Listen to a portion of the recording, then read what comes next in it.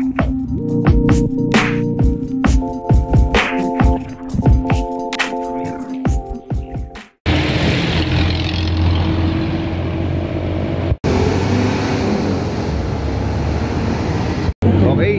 so Biyernes ngayon, papunta tayo sa may simbahan ng Quiapo. So siyempre magsisimba tayo. So andito tayo ngayon sa may Barangay San Dionisio, Parañaque City. So kalalagpas lang natin doon sa Arco ng Las Piñas. So doon tayo galing sa bahay namin, doon sa may Las Piñas City. So samahan nyo akong pumadyak patungo doon sa simbahan ng Quiapo. Okay, so dito papunta na tayo ng kanto ng Kabiasnan, dito sa may Parañaque City. So medyo matraffic, yan, oh. Makikita ninyo, dito naipon yung sasakyan.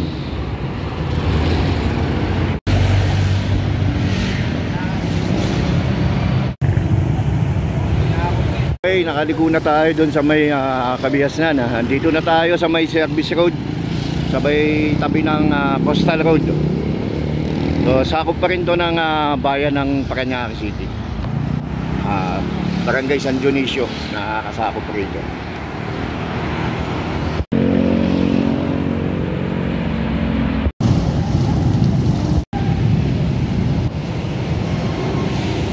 So okay, andito na tayo sa may tapat ng Fishport, dito sa Barangay La Huerta, sa Parañaque City. So ito yung bagong gawang Fishport dito, yung bulungan dito sa Parañaque. So bali ano to, niremodel nila yung itong bulungan dito. Dati hindi ganito yung itsura niyan, eh. So pinaganda nila Mayor Olivares. Tapos dito aakyat tayo dito sa tulay. So yun, yung tulay na to, ito yung pinakamabilis na daan papuntang Macapagal Avenue. So yung pinaka shortcut dito, lalo na kung nakamotor ka, mabilis to. Kung galing ka ng Las Piñas o kaya ng Parañaque, mas mabilis dumaan dito kaysa doon ka magtatambo ka. Dito kasi ano, walang traffic. As konti lang yung mga four wheels na dumadaan, hindi ganun kadami, kaya hindi masyado matraffic dito. So ito yung taas ng bulungan dito sa Parañaque. Ayan, oh, may mga parang upuan pa na kung saan pwede ka tumambay dyan paghapon habang nagmimerienda ka. So ayan, makikita nyo bulungan Parañaque. Okay, so ayan yung Coastal Road, yung tulay. Ayan, kung saan nagdudugtong yung tulay na yan, nagdudugtong sa dalawang barangay, Barangay La Huerta at Barangay Donggalo. So ayun, ayun, doon sa kabila doon may tulay din doon.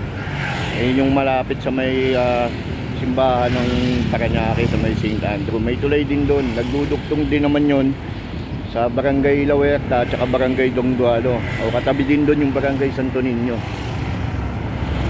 So ito na yung Manila Bay, oh. Ayan, oh.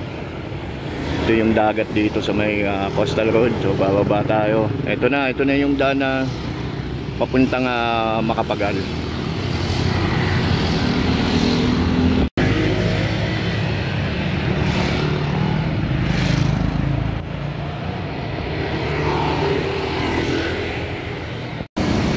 Okay, so andito na tayo ngayon sa may Macapagal Avenue. So dito to sa may tapat ng ng PTEX, yung PTEX terminal. So yun, kapag dumaan ka doon sa may tulay na yun, galing sa may La Huerta, sa may tabi ng bulungan, dito yung labas mo. Ayan, oh.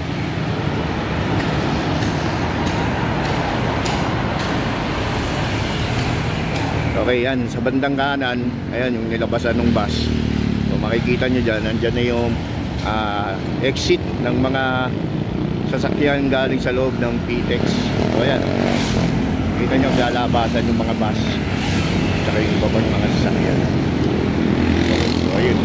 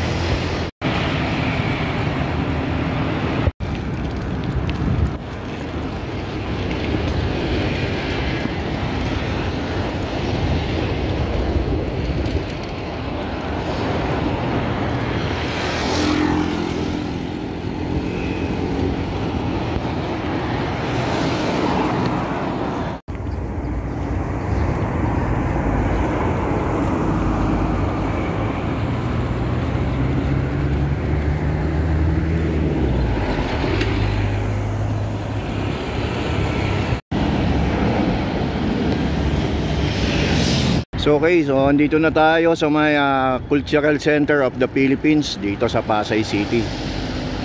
Okay, so lalabas tayo rito ng Roxas Boulevard. So may tapat ng Bangko Sentral no? Sa unahan ng screen natin.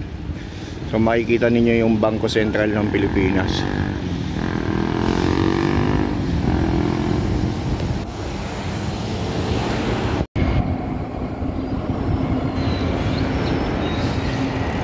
So ayan, malapit na tayo sa kanto ng Roxas Boulevard. May tapat ng Bangko Sentral. So kakaliwa tayo dyan, babaybay na natin yung Roxas Boulevard.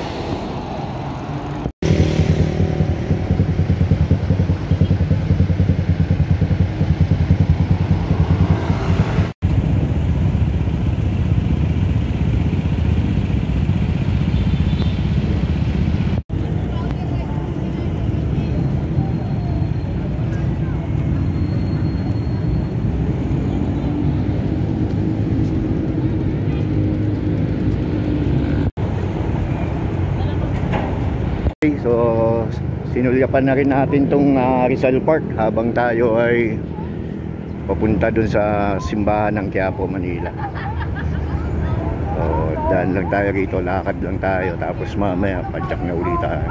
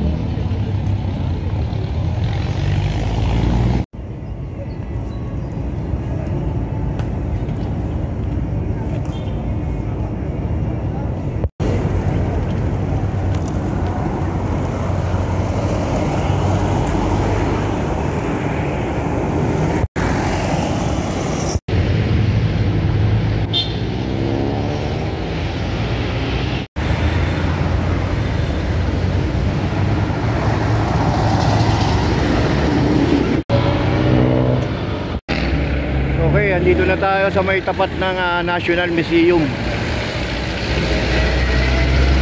Tapos yun sa may bandang unahan makikita ninyo yung Manila City Hall. Dito naman sa may bandang kaliwa natin ay yung Intramuros. Ayun yung Lyceum Diyan makikita nyo yun dyan sa loob ng Intramuros.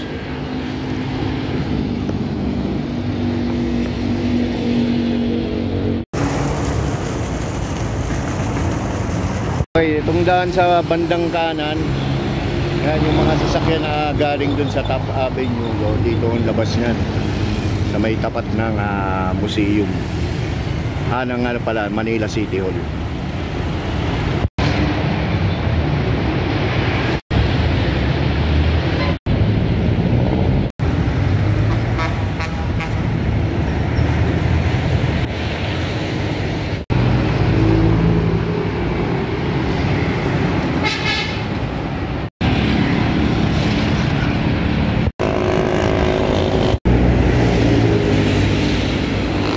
Okay, andito na tayo sa may tapat ng Metropolitan Theater.